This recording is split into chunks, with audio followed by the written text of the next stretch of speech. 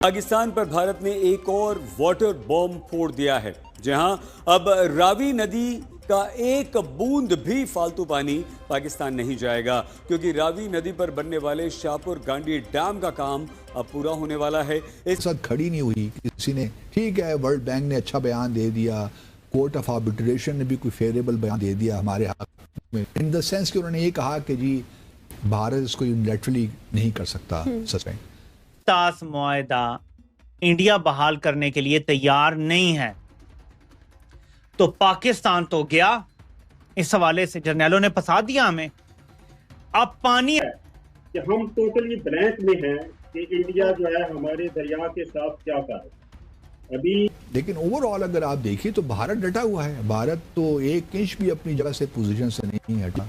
Projects पे भी काम तेजी से किए जा रहे हैं। उन्होंने देखिए ना सारे मौके हमारा इंडिया बंद कर दे और अगले 4-5 सालों में वहां डैम भी बना ले, अपने लिए अच्छी स्टोरेज बना ले, तो पाकिस्तान को तो आगे उसने ड्राई कर देना है बिल्कुल।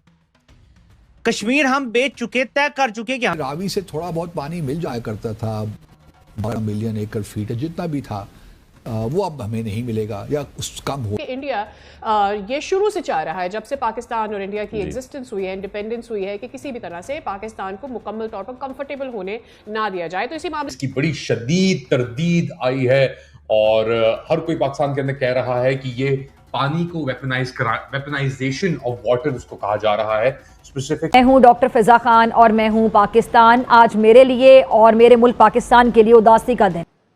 भारत इसकी आपको खुली धमकी भी दे चुका हुआ है कि हम पाकिस्तान को बूंद बूंद तरसाएंगे।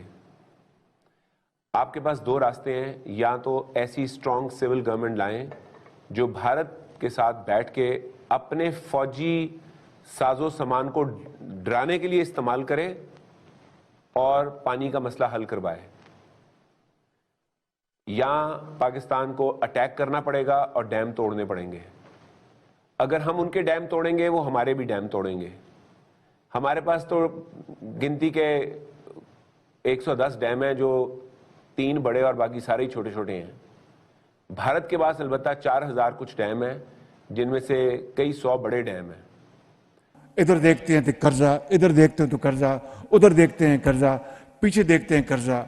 जिसका मतलब है हमें सर पे कफन बांधना होगा और एक बहुत बड़ी जंग की तैयारी करनी होगी, बहुत बड़ी जंग की, या फिर आप एक बहुत बड़ी डिप्लोमेटिक जंग की तैयारी करें। लेकिन जो हम इस वक्त कुटी कुटी करके बैठे हुए हैं कि हम तुझे नहीं बुला रहे, तू हमें ना बुला, इसका तो सारे का सारा फायदा भारत को हो रहा है। जो हमने वन साइडेड खामोशी इख्तियार की हुई है कि भारत से कोई ताल्लुकात नहीं होंगे, तो हमें यह याद रखना होगा कि भारत से ताल्लुकात के बगैर पाकिस्तान का वजूद नामुकम्मल है। ये बात अगर मैं पहले करता तो मुझे कहा जाता कि ये गद्दार है, ये कोई भारतीय एजेंट बैठा हुआ है। आपको समझना होगा कि पाकिस्तान में आने वाला सारा पानी भारत से आता है।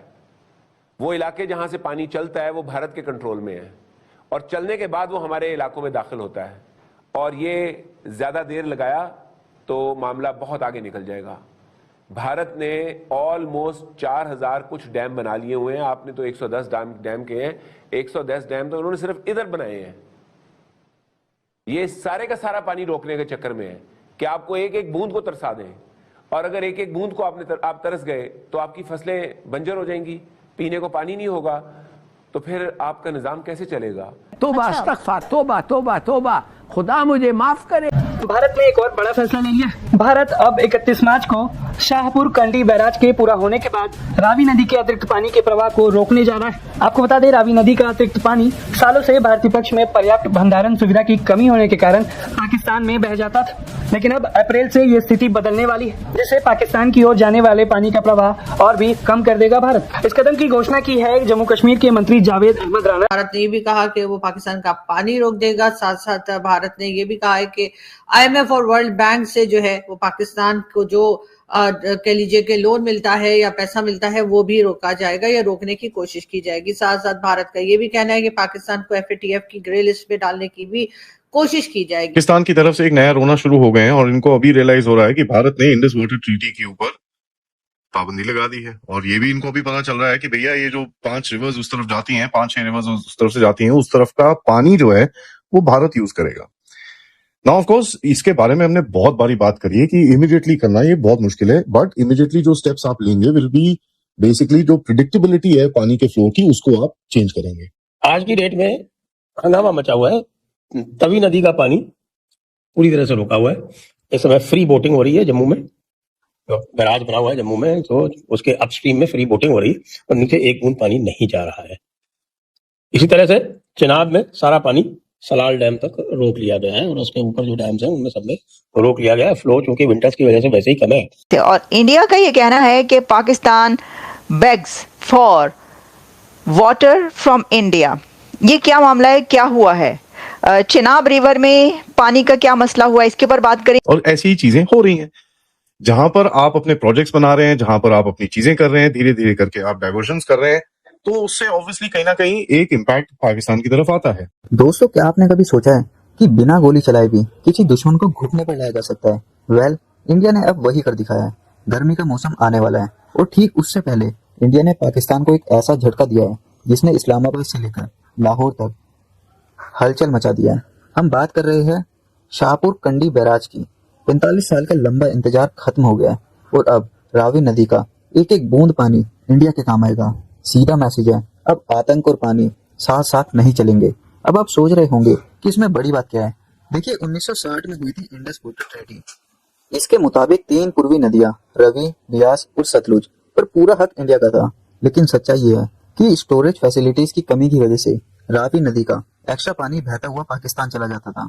पाकिस्तान ने सालों तक हमारे हिस्से का पानी मुफ्त में मजे से इस्तेमाल किया, लेकिन अब पिक्चर बदल चुकी है। 31 मार्च को शाहपुर कंडी बैराज का काम पूरा हो रहा है। इसके बाद जो पानी वेस्टेज की तरफ बॉर्डर पार जाता था, वो अब जम्मू कश्मीर और पंजाब के खेतों को सींचेगा। इंडिया के लिए ये सिर्फ एक डैम नहीं है, बल्कि एक लाइफलाइन है। जम्मू कश्मीर का कठुआ और सांबा जैसे डिस्ट्रिक्ट सालों से सूखे की मार झेल रहे थे। इस बैराज के आने से लगभग 32,000 हेक्टेयर से ज्यादा जमीन को इरिगेशन की सुविधा मिलेगी। उन्होंने बताया कि ये कदम सूखा प्रभावित कठुआ और सांबा जिलों में सिंचाई सुविधा को अच्छा करने के उद्देश्य से उठाया गया है। मंत्री ने पत्रकारों से बात करते हुए बताया कि पाकिस्तान को जाने वाला अतिरिक्त पानी रोका जाएगा, इसे रोका ही जाना है, उन्होंने ऐसा कहा। अब बात करते हैं एक दूसरे एंगल की, जहाँ कई विशेषज्ञ इसे भारत की ओर से इस्तेमाल किए जाने वाला वाटर बॉम्ब कह रहे हैं। जम्मू कश्मीर के शाहपुर कंडी बैराज का काम 31 मार्च तक पूरा होने जा रहा है। इसके बाद रावी नदी का पानी जो एक्स्ट्रा था वो भंडारण में रहेगा, न कि बहते हुए पाकिस्तान चला जाएगा। जैसा आपने देखा, पाकिस्तानी एंकर्स, पाकिस्तानी एनालिस्ट इस बारे में बात कर रहे हैं कि अब उनके पास जो रावी रिवर थी, रावी नदी हमारी, उसका जो पानी आता था उनके पास, अब वो बिल्कुल बंद हो गया है।